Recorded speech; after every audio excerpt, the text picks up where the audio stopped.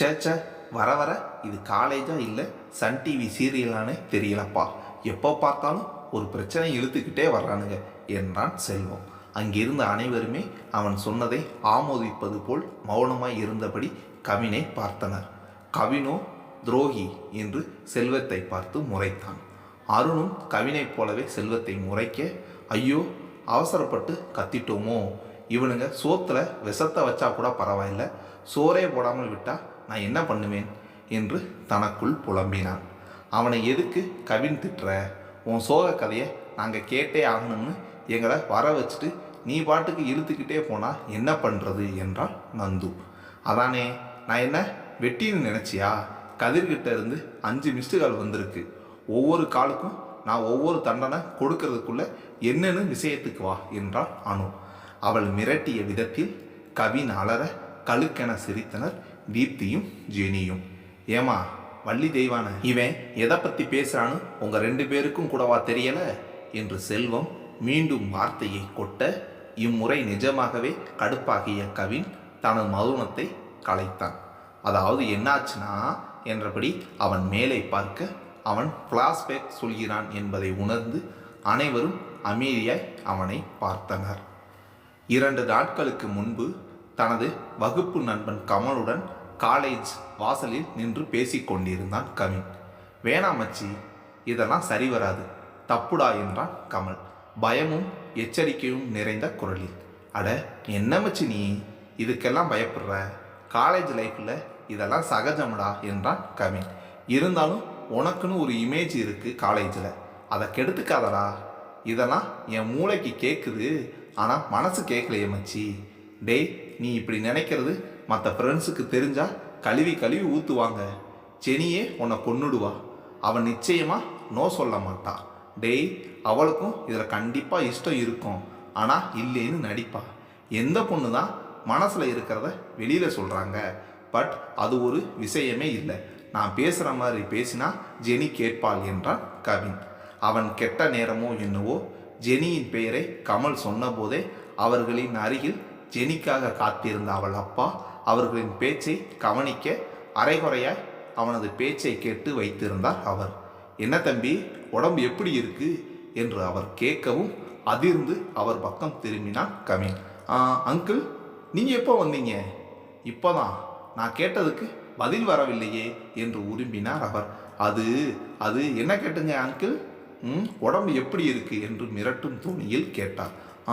நல்லா இருக்கேன் அங்கிள் என்றவன் செல்வமும் அருணும் அங்கு வரவும் இதுதான் சாக்கென்று தப்பித்து திரும்பி பார்க்காமல் ஓடினான். பார்த்திருந்தால் அந்த பிளாஸ்பேக்கை கேட்டு அடப்பாவி என்று அலறினாள் ஜெனி. ஜெலோ, அறிவு கெட்டவனே, எங்கள் அப்பா மனசை மாத்துறது எவ்வளோ கஷ்டம் தெரியுமா? ஏன்டா இப்படி சொதப்புற? என்னமோ உங்கள் அப்பா என்ன மாப்பிள்ளைன்னு தாங்குற மாதிரியும், நானும் உங்கள் பொண்ணை வேணாம்னு சொன்ன மாதிரி கொதிக்கிற. நெப்போலியன் என்னைக்கு என்கிட்ட சுமூகமாக பேசியிருக்கார் சொல்லு? அதுக்காக இருக்கிற பிரச்சனையை ஊதி பெருசு பண்ணணுமா? என்றைக்கும் இல்லாத திருநாளாய் எங்கள் அப்பா உன்னை பற்றி விசாரிக்கும் போதே நான் உஷாரா ஆகியிருக்கணும் என்றான். ஐயோ, என்னன்னு கேட்டாரு? நான் உங்ககிட்ட பேசுறது இல்லையான்னு கேட்டாரு. நீ என்ன சொன்ன? அவசியம் இல்லாத போது பேச மாட்டேன்னு சொன்னேன். அப்பாடி, நல்ல காரியம் பண்ண. நீ பாட்டுக்கு பேசுறதே இல்லைன்னு சொல்லி இருந்தா நீ பொய் சொல்கிறேன்னு நினச்சிருப்பாரு. எல்லாமே சொதப்பல ஆகியிருக்கும். அதான் எனக்கு சேர்த்து நீ சொதப்பிட்டியேடா. Cool baby, cool. கவின் எல்லாத்தையும் சமாளிப்பான், கிழிப்பான். அப்படி என்னடா அவசரம் உனக்கு என்றால் ஆறு. என்ன அவசரமா என்று கேட்ட கவின் ஒரு நொடி குழம்பி விட்டு, அட லூசுங்களா, என்ன நினைச்சிங்க நீங்கள் எல்லோரும்? நான் எங்களை பற்றி கமல்கிட்ட பேசினேன்னு நினச்சிங்களா என்று கேட்ட கவின் எல்லோருடைய முகபாவனையை கண்டு கடுப்பாகினான். அட பாவிங்களா, ஏண்டா கண்ணில் படுறவங்க கிட்ட எல்லாம் என்னோட கதை சொல்கிறது தான் என் வேலையா? அப்போ நீ எதை பற்றி பேசுன என்றான் ஜெனி. ஜெலோ, நீயுமா? ஐயோ, இந்த செமஸ்டர் பிரேக் முடிஞ்சு அடுத்த செமஸ்டருக்கு ஃப்ரெஷர்ஸ் வருவாங்க. நாம் 3rd இயர் சீனியர்ஸ் ஆச்சே, அவங்கள ரேகிங் பண்ணணும்னு பேசினேன். ரேகிங்கா? ஆமாம், நீங்கள் என்ன நினச்சிங்க என்று அவன் வினவவும் எல்லோரும் அவனை முறைத்தனர். ஏண்டா, எதையும் உருப்படியாக பேச மாட்டியா? அந்த பேச்சில் ஒரே ஒரு தடவையாச்சும் ரேகின்னு சொல்லியிருக்க வேணாமா என்று முறைத்தால் அனு. அதானே என்று மற்றவர்களும் குரல் எழுப்ப, சரி விடுங்க, அதான் அவன் சொதப்பிட்டானே, எங்கள் அப்பா கிட்ட கெட்ட பேர் வாங்கிறதே இவனுக்கு வேலையாக போச்சு, நான் நினைக்கிறது எதுவுமே இனி நடக்காது என்று கூறிவிட்டு போனாள் ஜேனி. அவள் எழுந்து போனதை பார்த்து மற்ற பெண்களும் அதே போல எழுந்து போக, விடுதலை, நாங்கள் இருக்கோம் என்றான் செல்வம். கவினோ கவலையான குரல், அதுதாண்டா என் கவலையே, யாரு போனாலும் நீங்கள் 2 பேரும் போய் தொலைய மாட்டேங்கிறீங்களே என்றான். அவன் சொன்னது எதுவுமே தங்களை பாதிக்காதது போல தோலை உலுக்கி கொண்டனர் இருவரும். அம்மா ரெடியா? சுபத்ராவின் குரல் கேட்டு சமையலறையில் இருந்து வந்தார் நளினி. ஆம், சுபத்ரா சந்துருவின் வீட்டில்தான் இருந்தாள். நான் ரெடி, நீ என்று கேட்டபடி அங்கு வந்தவர் சுபியின் அழகை ரசித்து வாய் திறந்து பாராட்டினார். வாவ், சும்மாவா சொன்னாங்க, புடவை கட்டுற பொண்ணுங்க ரொம்ப அழகுன்னு, தேவதை மாதிரி இருக்க சுபி என்றார் நளினி. பெரிய மனசுமா உங்களுக்கு, தேவாங்க எல்லாம் தேவதைன்னு சொல்றீங்களே என்றபடி அங்கு வந்தான் சந்துரு. அவனும் வேஷ்டி சட்டையில் அழகாய் இருந்தான். டேய், என்னடா கல்யாணத்துக்காக போகிறோம், பசங்க எல்லாம் பசியில் இருப்பாங்க, சீக்கிரம் என்று சுபத்ரா துரிதப்படுத்த கதிரும் பிரேமும் அதே போல வேஷ்டி சட்டையில் வந்தனர். அடுத்த அரை மணி நேரத்தில் அன்பின் சுடர் இல்லத்தில் இருந்தனர் அனைவரும். அங்கு குணாவின் பெற்றோர் நின்றிருக்க முதலில் அவர்கள் அருகில் சென்றிருந்தார் சுபத்ரா. வாமா, எப்படி இருக்கீங்க அப்பா அம்மா? நாங்கள் இருக்கோமா, நீ தான் இறச்சிட்ட என்றார் குணாவின் அப்பா. அவர்கள் இருவரும் மிகவும் பரிச்சயமானவர்களைப் போல பேசிக்கொள்ள அந்த இல்லத்தின் உரிமையாளர் திவ்யா அங்கு வந்தார். வாங்க தம்பி, நீங்கள் தானே சந்துரு? ஆமாம், குணாவின் பிறந்த நாள் கொண்டாடுறதுக்காக பசங்க எல்லாரும் காத்திருக்காங்க, இவர்தான் கதிரா என்றார் திவ்யா. அவரை ஆச்சரியமாய் பார்த்தனர் இருவரும். எங்களை உங்களுக்கு தெரியுமா? பிரேமும் சுபாவும் இங்கே அடிக்கடி வருவாங்க, அவங்க எதை பற்றி பேசினாலும் அந்த பேச்சு உங்களை பற்றி தான் முடியும் என்றார் அவர். தூரத்தில் குணாவின் பெற்றோரிடம் பேசிக்கொண்டிருந்த சுபியை பார்த்தான் சந்துரு. எவ்வளோ பெரிய சுயநலவாதிடானா, எனக்கு குணா போயிட்டான்னு கவலைன்னு சொல்லிட்டு தெரிஞ்சேன், ஆனால் அவனோட அப்பா அம்மாவை போய் பார்க்கணும்னு தோன்றவே இல்லை. ஆனால் சுபத்ரா, இவளுக்கா மச்சா நான் கஷ்டத்தை அள்ளி கொடுத்தேன் என்றான் சந்துரு. அவன் தழுதழுத்த குரலை கண்டுகொண்ட கதிர் நண்பனின் தோளில் கை வைத்து அவனை சமாதானப்படுத்தினான். இந்த உண்மை தெரிஞ்சிருந்தா நீ நிச்சயம் அவளை இப்படி விட்டிருக்க மாட்டேதானடா. அப்புறம் என்ன மச்சி, ஃபீல் பண்ணாத, முடியலடா, சரி பண்ணணும், எல்லாத்தையும் சரி பண்ணணும். இனிமே சுபியை சந்தோஷமாய் பார்த்துக்கணும், அதுதான் நம்ம கடமை.